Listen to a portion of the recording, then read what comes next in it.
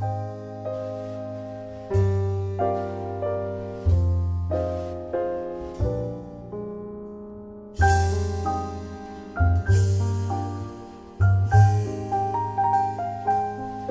afternoon, ladies and gentlemen. This is Jimmie Whittaker speaking to you from North Fort Myers in the state of Florida. About 3 months ago I was fishing and I saw some people tending their gardens. I know, having a big nose like Pinocchio, I thought I'd pop over and have a chat and find out what they were doing. Anyway, to cut a long story short, I found that they were gardening, yes, actually gardening. And these people weren't young, they were quite elderly. Anyway, so what I decided, I'd go home and I'd phone up and find out about these communal gardens at Shell Point. 2 weeks later, I was fortunate, I popped over to Shell Point and I met these gardeners. These gardeners, all they had a plot of about 10 feet wide and 15 foot in length, and they were growing flowers and veggies at different types and assortments. However, one of the guys I met was the Reverend Herman Bibbs. Herman was in his 90s and his garden, it looked so neat and so precise. So I said, how do you keep this in here? And he said, I plant it in squares. I said, well, what do you mean in squares? He said, if you look, everything's in ship shape and Bristol fashion in nice, neat rows. And then he said to me, why don't you buy a book called Square Foot Gardening by a guy called Mel Bartholomew? Well, that's exactly what I did. I popped home, I bought the book, and now I am a square foot gardener. And today I'd like to explain some of those principles, but more importantly, show you 5 of the gardens I've developed here in North Fort Myers. Come with me now and I'll show you the first garden. Okay, here's the first example of a square foot garden I've built here in North Fort Myers. It's a simple garden, in fact it is a herb garden. It's simply 4 feet by 4 feet. It's got a grid in a foot grid. What happened is I simply cleared the weeds and the grass, made it flat, constructed the box 4 by 4 from 6 by 2, and the grid is 2 by 1s, stapled a matting on it and filled it with this special mix. It's simply a box. It's constructed out of 4 bits of wood, 4 feet long, 4 feet in width. What I've done is, when I made it, I flattened the ground, removed the grass, removed any weeds, and I put down weed block. Either it can be placed down on the ground or it can be stapled.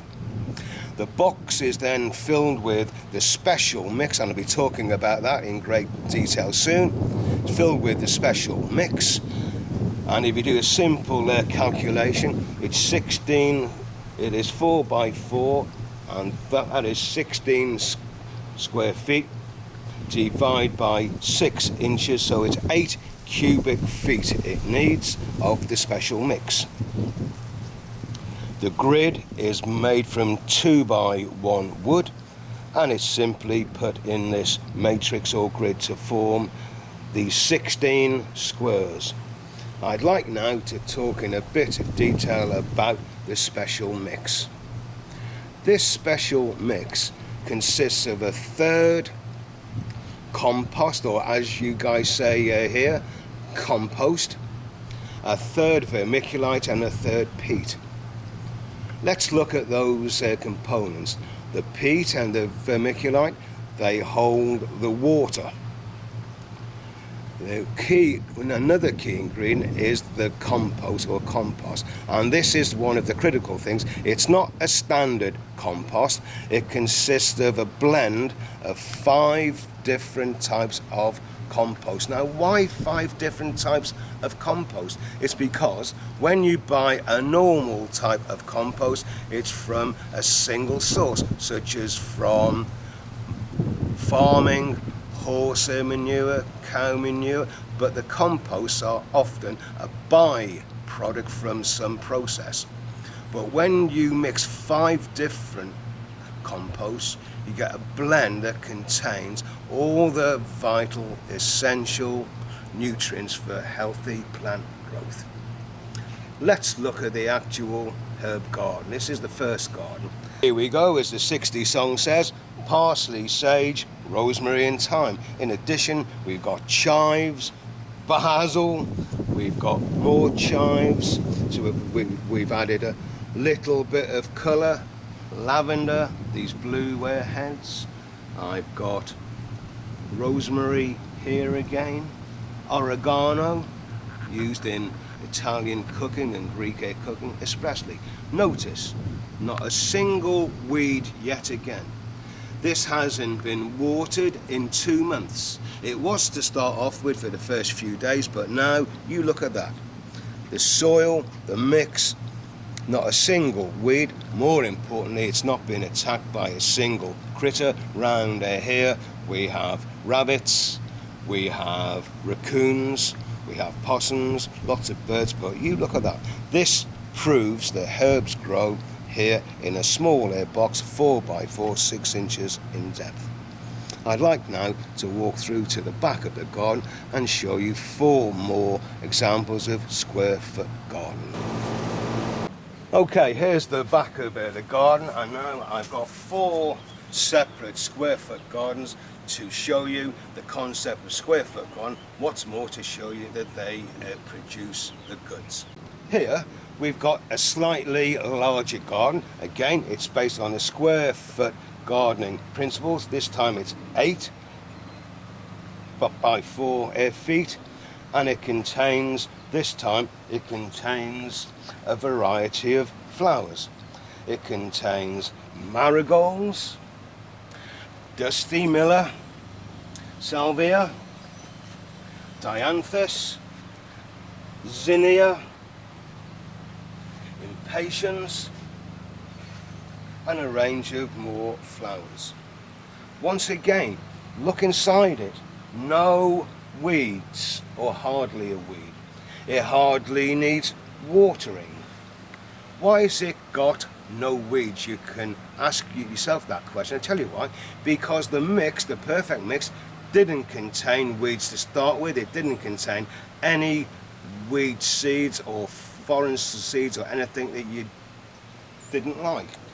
These are planted according to a grid, depending on the size of the plant. For example, the dusty here, there's 4 plants because it has 4 plants to a square foot. Marigolds here, they've gone berserk, but that is 16 per square foot.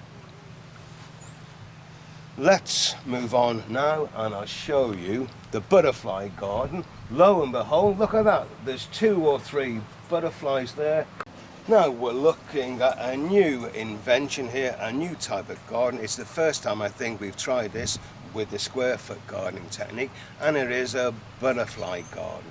I built this about 2 months ago, and I've had 9 species. Since we've been talking, my friend here, Frank, and I, we've seen 2 species within the last 2 minutes. But again, it's a concept of square foot gardening. This time I've got shrubs as opposed to the flowers, and it's in this 8 by 4 box. These are 2 square feet each, and I've got a range of shrubs chosen to attract flutterbys. For example, we've got blue mist, plumbago, penta, that's always a good one. Porterweed over the back, more pentas, the butterfly bush, buddleia. But again, on the ground here, you can see these small guys, yellow, they are lantana. And again, self-sufficient. The soil doesn't need fertilization, it doesn't need fertilizers, it hardly needs water. These need 1/10 of the conventional water that you need for most flowers and shrubs. And again, free from weeds. Let's now move on to the fourth. This is the 4th square foot garden, and this one is devoted to roses. Again, it's an 8 by 4 bed, and it contains a variety of different roses. These are all hybrid tea roses, and the stock they've used is Fortuniana, which is a stock particularly suitable to our roses in Florida. These look a bit saddo today. Why? Because we've had strong winds and strong rain over the last 2 days, and roses don't like a lot of rain. However, if you look here, they are healthy. We've got fresh buds coming through still here, and over here, fresh buds still.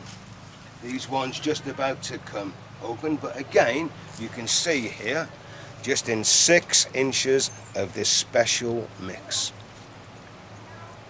I'd like now to show you the 5th and final square foot garden, namely the veggie garden. Come with me. This is the 5th and final square foot garden which I've developed here at my home in North Fort Myers. It's an 8 by 4 vegetable garden. Again, just 8 by 4 with the special mix, a third of compost, vermiculite, and the mixture of 5 different composts. Naturally, because we've got lots and lots of critters round here, we've got birds, raccoons, etc. I've spoken about them before, possums. I've built a protective frame. This protective frame is built from 2 by 1 timber, and it's covered in this lightweight PVC bird mesh. Easy to make, easy to take off, and it's light in weight. And the concept of this square foot garden, look, everything is grown in squares. According to the size of the plant, depends on the plant density. Let's look at some examples. Look at these chappies over here. Onions, 16 to the grid. Over here, lettuces, 4 to the grid. The lettuces, 4 to the grid. Big guys, cucumbers, tomatoes, 1 to the grid. And here at the back, I've got strawberries, I've got peppers, I've got some of these bigger boys, I've got in the center here, I've got cabbages and broccoli, a couple of peppers, I've got these larger green veggies, I've got broccoli and cabbage. Here again, onions, but a different type of onions, more cabbages, lettuce again, red lettuce, different types. You may think to yourself, what am I always looking at my hand for? And I tell you why I'm looking at my hand is because I've got cues written on the back of my hand. Okay, you've seen those cues. These are the 10 key factors about square foot gardening. 1, the layout. It's always in squares. 2, they're in boxes. 3, aisles. Why do you need aisles? 4, you can walk around these. You can get them from the left, the right, the back or the front. A very important feature of square foot garden is having aisles. You can get round to every part of the boxes. The soil, I've spoken about that special mix, really, really important. The third, and the third. And the grid, why you use a grid, you can spot weeds, etc. Everything is in the correct place. Care, the only care you need from these is maybe sometimes water. The roses I'm not too sure about yet, but maybe they'll need feeding. Select, you always select the plants according to the size within the grid. We've seen tomatoes 1 per square foot, onions 16 per square foot, marigolds 16 per square foot. Watering, these require 1/10 of the water you need for standard gardening, a big saving. These square foot gardens save in labour, effort, energy and time. And of course the harvest, you only pick the harvest that you actually need. I want now to show you my square foot gardening toolkit, and you'd be surprised what you need. This is my tool shed and all the tools I need for square foot gardening. One of the most important things is my watering bucket and my jug. How do I water? This is all what you do. You take a cupful of water, you spot a plant that needs to be watered, and here's one just slightly starting to wilt. I've got a slight dip in there, and what I do is I place the water in that little dip. The water goes only to the roots. It doesn't go all over the leaves and plants. Generally, if you spray these with water, you get water upon the leaves, and that can encourage fungal growth. Let's go back and concentrate on my toolkit again. I have been talking about using this perfect mix and said that the perfect mix is free generally from weeds and seeds. And if you look inside this container, this contains the total weeds I've collected off my 5 square foot gardens in the last 2 months. You can see it there, hardly a weed in sight. So it proves then that using this carefully mixed soil, 1/3 compost, 1/3 vermiculite, 1/3 peat, you end up with a garden that's free from weeds, and there's the evidence. Okay, let me show you the exact toolkit that you need for square foot garden. You hardly need anything. This is it, a bucket containing sun warmed water, a container, a mug or a cup like this, scissors from the pound shop for snipping off your veggies or taking things out you don't like, from the pound store, $1. Pencils, why do you need them? When you're planting your seeds, you make your holes in the grid with a simple pencil. A trowel, any type of trowel will actually do. This is quite an expensive one, but the pound shop pound ones are just as well, do just as well.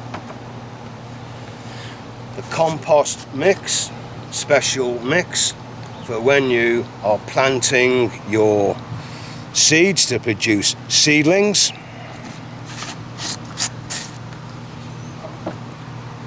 Possibly a heavier pair of scissors or secateurs for trimming your shrubs from your flutterby garden,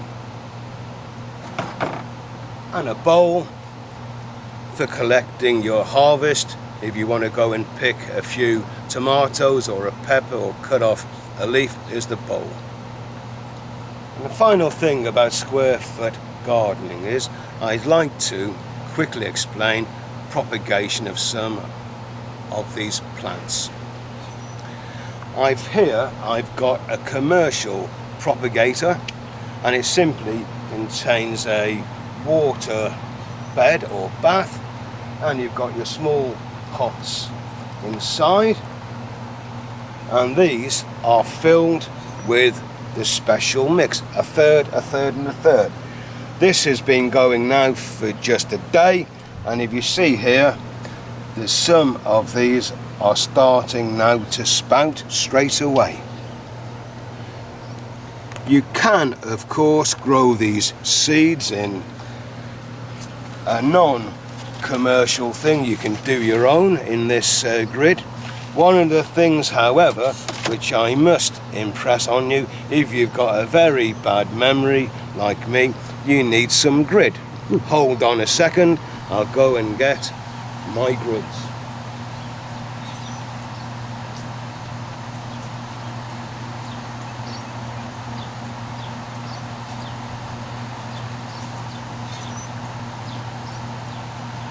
And here I'll call these plantograms. Here I've got a matrix of 72 squares filled with a special mix, and here I've got a grid. I know that the LLL stands for, I forget, sunflowers, there's the S, hollyhocks is the H, asters is the A.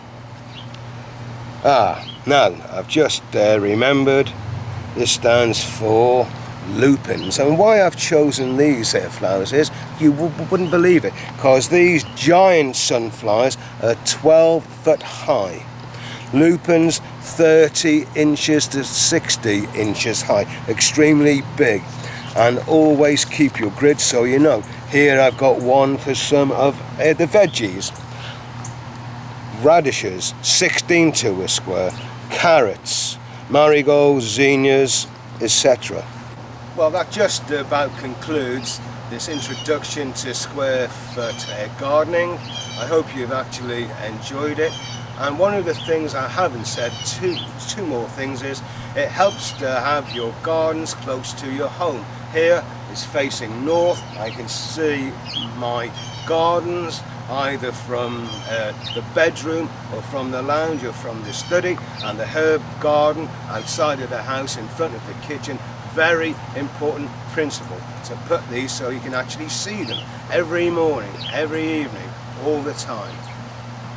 A second thing of importance is, please be patient. Finally, keep your hands green. Happy gardening.